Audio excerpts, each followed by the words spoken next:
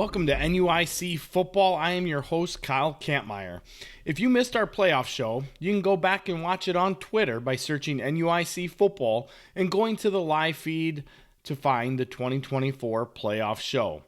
If you are interested in more dialogue around the IHSA playoffs, you can check out that show on Twitter by searching TSSR Game Time Live and go to the live feed to find the 2024 playoff show there.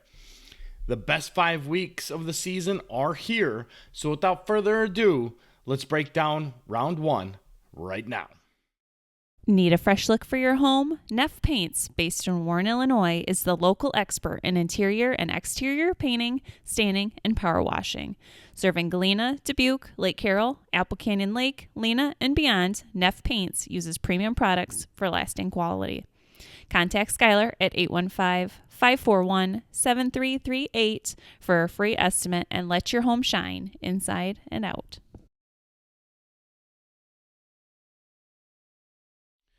We're going to start in the IHSA series where our first game is going to be South Beloit going on the road to Milledgeville.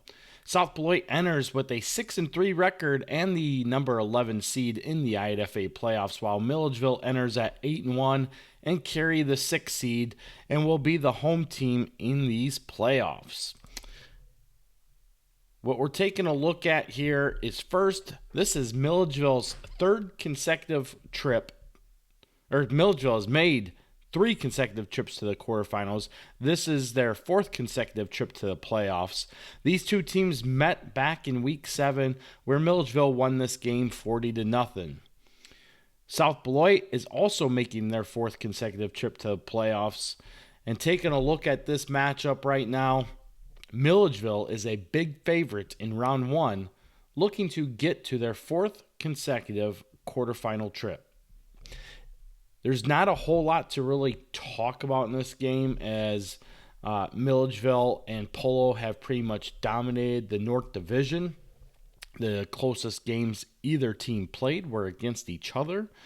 So there's a lot of room for South Beloit to make up in order to be able to slow down the missile offense, special teams, and defense in this game. With that said, Milledgeville's going to be, like I said, the big favorite in this game and should win this one running away.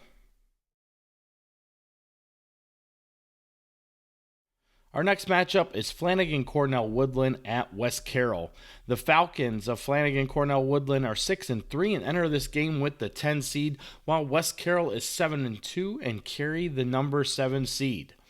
FCW is making their 2nd consecutive playoff appearance and their 4th in 5 seasons of IHSA play. The Thunder are making their first playoff appearance since the 2018 playoffs when they were in Class 2A. These teams did not meet in the regular season, and the Falcons, despite having a lesser seed and a record that's less wins, the Falcons are the favorite on the road looking for an upset win.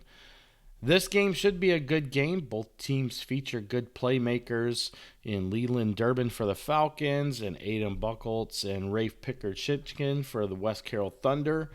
It's going to be very interesting to see how both teams match up. FCW has a very experienced line. West Carroll has a lot of experience, but are a new team to the 8-man game, coming from 11-man a season ago. So, with that said, can the Thunder play at a physical level? The answer to that question is yes, they can. But they have to be able to play a little bit more responsible on defense to limit the big plays. If they can do that, they should have a good chance of being able to make plays happen within this offense. The difference maker for the Thunder is going to be in the quarterback play of Winter Harrington.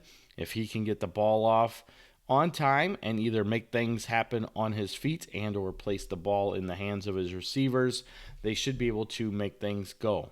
But FCW is a very formidable opponent with a lot of playoff experience under their belts and are currently a top-ranked team in the state, along with West Carroll. But despite the seeds, FCW appears to be the better team in this game, so it'll be an interesting game to go to. A lot of intrigue around this first round matchup to see who's going to move on into the next game. Probably one of the biggest matchups in the first round, but FCW is the favorite.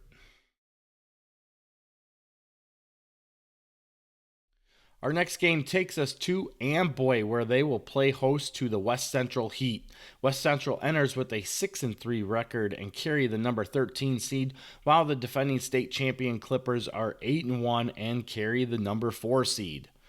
West Central started the season off 6-0, but the end of schedule strength was too tough as they fell in all 3 games. Amboy won their regular season matchup 50-8 just 2 weeks ago in Week 8. Both teams are the previous 2 IHSA state champions, as West Central won in 2022 over Amboy, and Amboy beat Ridgewood last season in 2023 to be the state champs. Amboy's road to a potential 3rd straight state championship game looks to continue here as they enter this game as big favorites to beat West Central and move into that quarterfinal round. And when you take a look at where Amboy is placed within the bracket of the playoffs, they appear to have a pretty straight shot to at least make another semifinal run, of which Amboy has made the semifinals in every playoff appearance they have made in IHSA play. That trend could potentially continue this season as they have a great path in front of them to make that another opportunity. But this game is going to go in way of the Clippers by a long shot. Our last game in IHSA takes us to Polo, where the number 1 ranked Polo Marcos come in with the number 2 seed in the playoffs, sitting at 9-0, and they will play host to Alden-Hebron as the Giants are 5-4 and carry the 15 seed. The Giants are making their first postseason appearance since the 2019 playoff season. Polo has made the semifinals in 4 consecutive playoff seasons, including 2 state titles in 2019 and 2021. Polo won their regular season matchup 54-6 back in Week 5.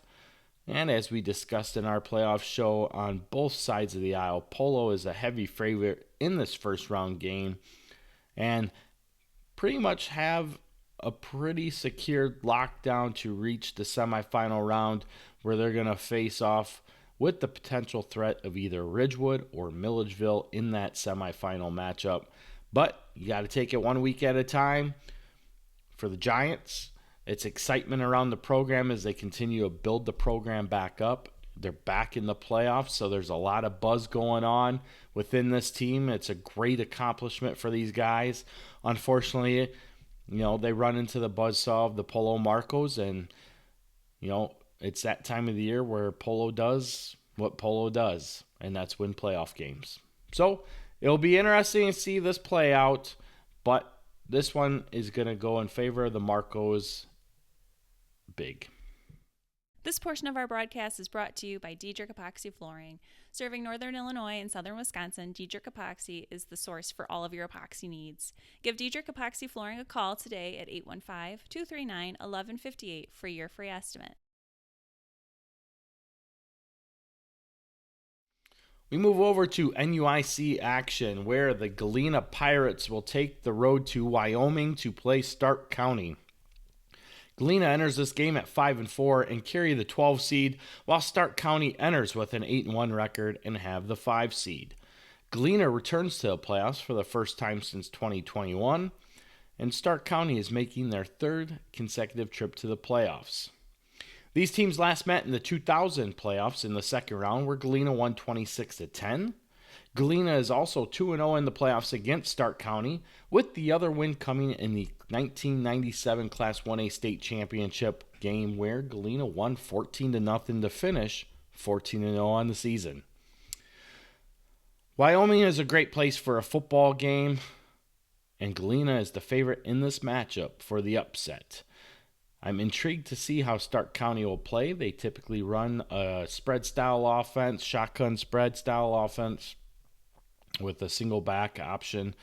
Coach Nord's ran that system for a long, long time, and it'll be interesting to see how Galena can come through and match up with that style offense. On the other side of it, Galena has the ability to both run the ball and pass the ball, and do so in like a QB style option play, and or run out of the I formation, wing back formation. They can pretty much do a lot of different things within their offense. So, with that said, this game was a big game for Galena, as they do look to go on the road as the lower seed and attempt to pull off the upset. The Lena Winslow Panthers enter the playoffs at 9-0 for the third consecutive year and are seeded number 2 in these playoffs. They will play host to Clifton Central, who is 5-4, as the Comets carry the number 15 seed. Lewin has made 4 consecutive state title games in 5 of the last 6 seasons, where they have won 4 state championships with 1 runner-up. That runner-up came last season, as the Panthers lost their first non-conference 1A team since 2015. The Panthers have won 27 consecutive regular season games and are 36-1 over the past 3 seasons. Clifton Central returns to the playoffs after a year hiatus. Their last playoff win came in the 2019 playoffs over Mercer County in the Class 2A playoffs in the second round. This game doesn't have a whole lot to talk about as you take a look at the projections and where each team has been in the season based off of their records, taking a look at how they do things. Lena Winslow looks to keep their run going as they are huge favorites at home.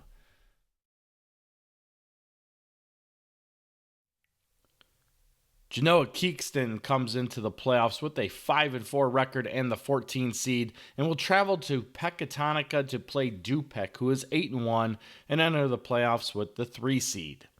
Du-Pec is making their 5th consecutive playoff appearance. The Rivermen have won every first-round game in their co-op history. Genoa Kingston is returning to the playoffs for the first time after missing in 2023. The first meeting in the playoffs for these two schools happens this week when Du-Pec plays host to Genoa Kingston. The Rivermen are also 2-2 against big northern teams. Both those losses have come to Byron. The favorite in this one is Du-Pec by 3 scores. Expect this one to be over in a hurry, provided the Du-Pec offense gets going out of the gates early. One of the premier matchups in round 1 of the Class 1A playoffs takes us to Princeville, where the Princes enter the playoffs with a 7-2 record and carry the number 7 seed, and will play host to the Stockton Blackhawks, who are 6-3 and have the number 10 seed. Stockton is returning to the playoffs for the first time since 2019. These two teams met in the first round of 2019 playoffs, where Stockton won that game 20-7. Ironically, that game was also played at Princeville. The Princes are making their 2nd consecutive playoff trip. The Princes last won a playoff game in 2018 in the first round over Polo before they left for IHSA play. Princeville is 2-4 against the NUIC in the playoffs. And when you take a look at the breakdown of this game, Stockton is the heavy favorite for the upset in this game, as they appear to be 3-touchdown favorites.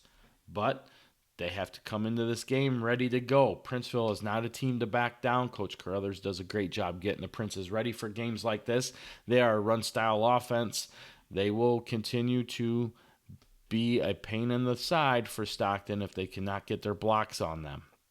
Likewise, Stockton will have to play responsible, stay-at-home gap defense, because if they don't, Princeville will attack that and be able to get going either off edge, up the middle, or with the counter play.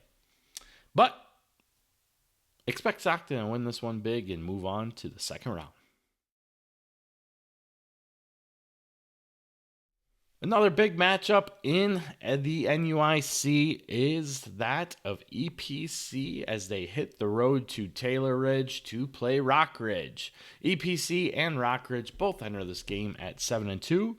with EPC carrying the number 9 seed and Rockridge the number 8 seed. EPC makes their first trip to the playoffs since that 2018 semifinal run. Rockridge is making their 4th consecutive trip to the playoffs. These teams have met twice in the playoffs. 2014 went to EPC when they won their first and only state championship game. And in 2016, Rockridge returned their favor in Lanark with a big win over the Wildcats back in 2016's first round playoff game. EPC is a very, very slim favorite in this one for an upset, but this game really could go either way. It is by far the most intriguing game of the entire playoffs first round between 8-man to Class 3A, and this one should have a huge crowd. I would expect a lot of people from this area, I would hope, are traveling to this game if they don't have a team currently in the playoffs, because this will be a game that could potentially lead to a semifinal run for whoever wins it. Both teams should be coming into this game healthy, so there should be no excuses.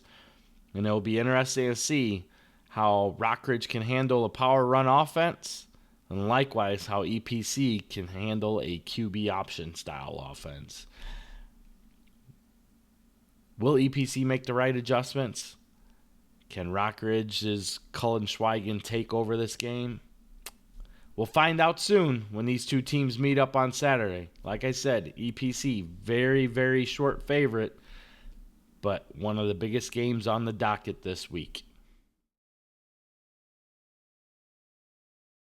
Just taking a look at some sleepers, because that's always a question that comes out come playoff time. Who are some sleepers that you see?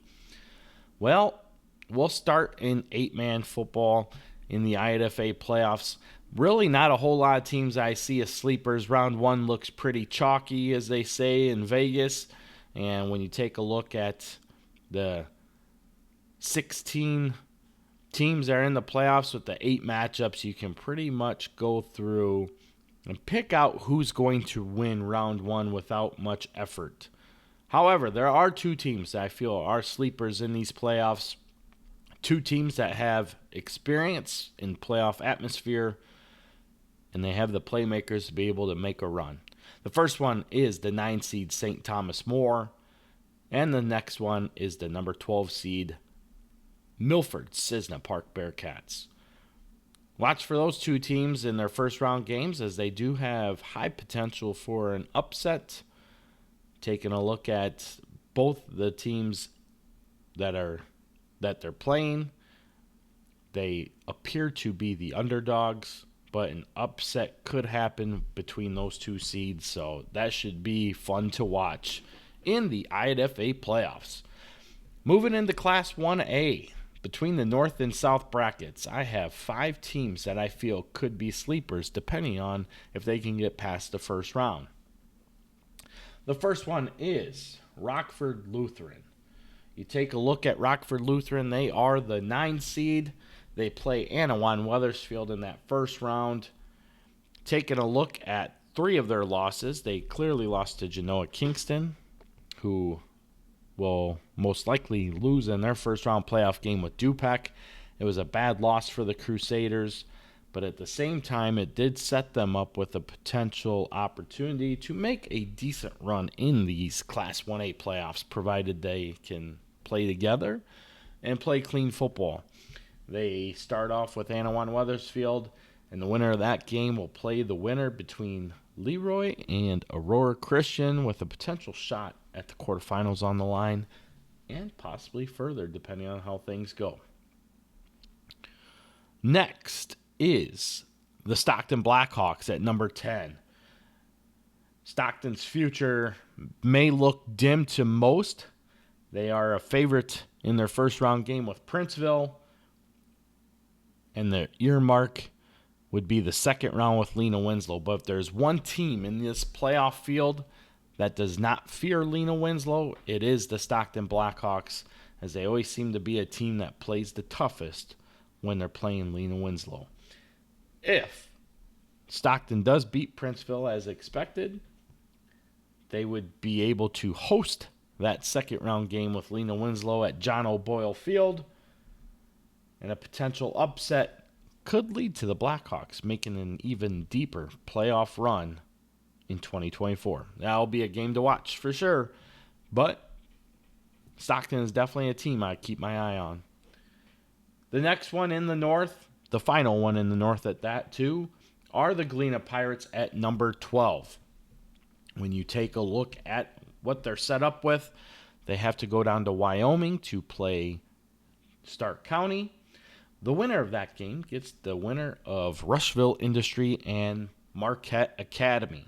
Now, provided Galena is healthy, which I think that they are, and if they play within themselves and don't try to play to their opponent's level and can play to the level that they're capable of being at, which we've seen for the majority of the year, most notably their biggest game was a 22-10 loss to Lena Winslow, a heavy favorite to return to Bloomington Normal for the state championship game.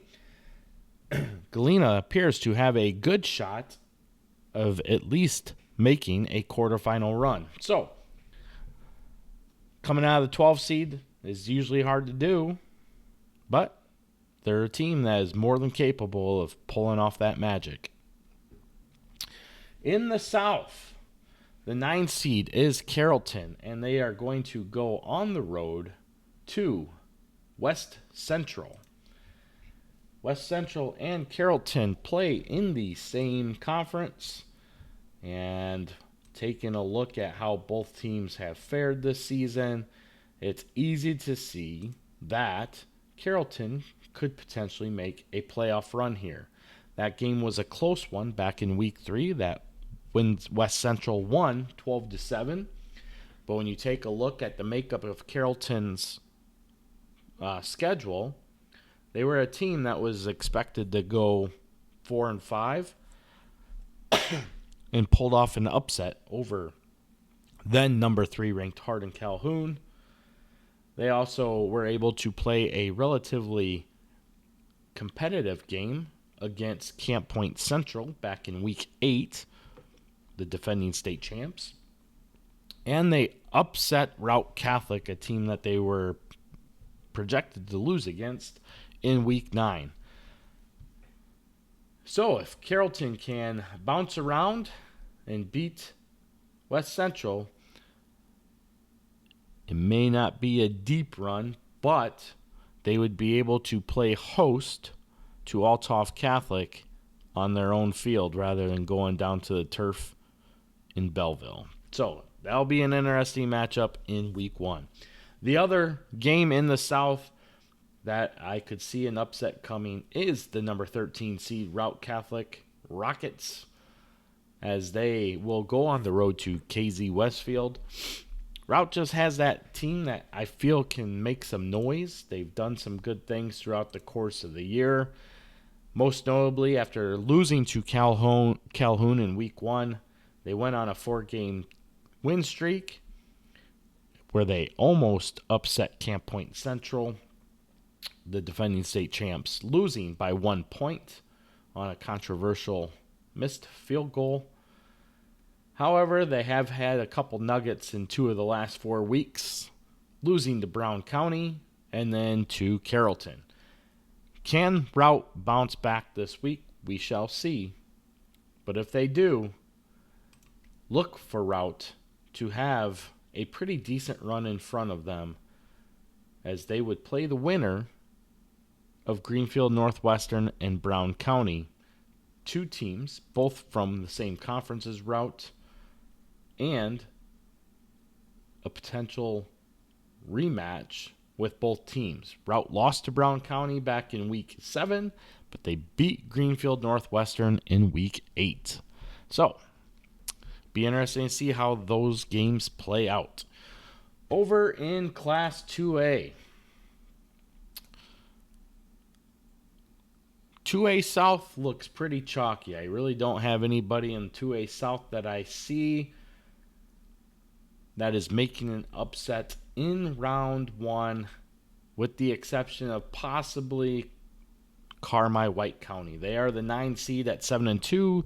They're going on the road to Warrensburg-Latham. And to be quite honest, that's about the only game I can see the lower seed coming away with a win in that one. In the North, number 9 EPC. While it may not be much of an upset since they're number 9 playing number 8, by seeds it's still an upset. EPC does enter this game a very, very slim favorite, as we stated earlier before. But a win here would put them back at home in Lanark, with them playing host to Farmington, most likely, as Farmington is expected to get past DMAC in round one. Taking a look at that schedule, if EPC were to make that happen here in round one, a shot at the semifinal for the winner of that game is not out of question.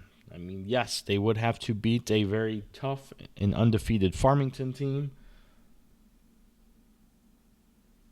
and then play some other opponents that are real long shots to even make it to normal. So it really opens up that 2A North field there. The number 10 seed is El Paso Gridley, a team that I once had projected out of the playoffs, have made the playoffs and done so emphatically, as they enter these playoffs with a 6-3 record. So they go from being projected out to being in at 6-3. They are going to go on the road to play Seneca. Seneca is licking their wounds a little bit after a loss to Du-Pec this past week, 33-22. However, this game will be a pretty tough game, but El Paso comes from that Heart of Illinois conference that has had a lot of recent success in Class 2A, most notably from 2015 to 2018, where they won 4 consecutive state championships. And this year they feature 2 teams who are definitely teams that could make another run to those state finals again in Tri-Valley and potentially Leroy. It'll be interesting to see this one play out, in my opinion. It's definitely a game I'm looking at. That's why I have them on my list as a team that could be a sleeper. The number 14 seed is Bloomington Central Catholic. They don't have to go on the road very far when they travel to Downs. It's right down the street, basically, to play Tri-Valley. I'm intrigued with this one simply for the fact that I think this could be a really good game. Bloomington Central Catholic has some tough losses, albeit they are 5-4. But Tri-Valley does have the one loss to Leroy, albeit that was without 5 starters in that game.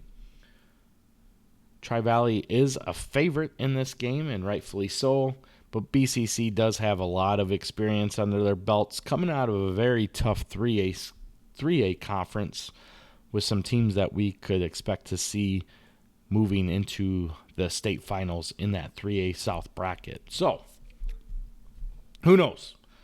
Tri-Valley is the favorite, but still interested in that 14-3 seeded game. In Class 3A, there's one team that I'm looking at in the North, and that one team is Paxton Buckley Loda. The Panthers have to go on the road to Monmouth to play Monmouth-Roseville. Paxton Buckley Loda comes out of that Illini Prairie Conference, where you have the likes of St. Joe Ogden, Tolono Unity, Bloomington Central Catholic, and PBL, along with Monticello. So it's a very tough conference all the way around the books. They're playing Monmouth-Roseville. Monmouth-Roseville is 8-1. They lost to Rockridge. They did beat Princeton, along with Sterling Newman. But I feel that PBL might be able to do some things here to give Monmouth-Roseville some fits. And if they do, they would play the winner of Du-Pec and Genoa Kingston. And a win would put them at home no matter what. So it'll be interesting to see how that one plays out. In the South, again, another team that I don't really feel this is much of an upset, but by seeds it is. That's number 9, Tolono Unity. They go on the road to Roxana. Roxana 7-2, Tolono Unity is 6-3. Outside of a 3-point loss to St. Joe Ogden, who actually carries the 1 seed in 3A South, a 1-point loss to 1A South's number 1 seed in Althoff Catholic, and then they had the hiccup in the 10-point loss to Bloomington Central Catholic.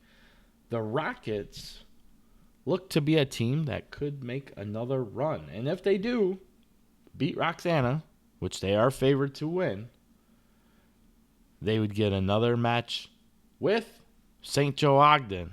But this one would come in Tolono, where the Unity Rockets would be the home team in that matchup. If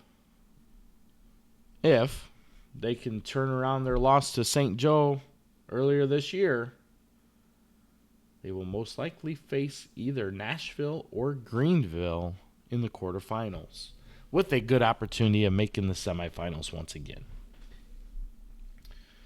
And the number 15 seed is Mount Carmel. While the Golden Aces have not had a stellar year, they got beat pretty bad in conference play to both 1A's KZ Westfield and Richland County, who is going to get stomped on in the 4A first-round playoffs.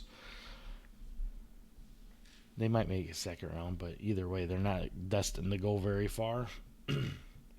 Mount Carmel is your state runner-ups from a season ago. So one thing that they do have is they have experience on their side with good coaching. They play Sullivan Okaw Valley, who, well, they play in the Lincoln Prairie Conference, which hasn't really done much since Argento Oriana made the semifinals back in 2018, and Arcola won state in 2015. So I feel that you could see a 15-2 upset here. And then from there, anything can happen, as Mount Carmel would most likely play the winner of, well, they would play the winner of Benton and New Berlin, at which point I think that Mount Carmel would be able to match up with either of those teams. So that gives you a look at our Round 1 playoff games. It also gives you a look at some of the sleepers that I see that could happen. Obviously, the first round looks like the higher seeds will likely prevail, but there are a few teams here that I can see definite upsets. Most notably is Class 1A. They definitely have a lot more teams that are capable of pulling off upsets as we move into the second round. And with each upset means that the lower seed would then be at home when we get to the second round. So it should be a great week this week as the playoffs are set to kick off on Friday. We have games on Friday and on Saturday. Be interesting to see how it all plays out as we get started on the road to Normal and the road to Monmouth. But the best 5 weeks are in front of us, so get out to the games, root for your teams. If your team's not in, get out and go to a conference opponent's games and support your conference. But as always, root for the NUIC.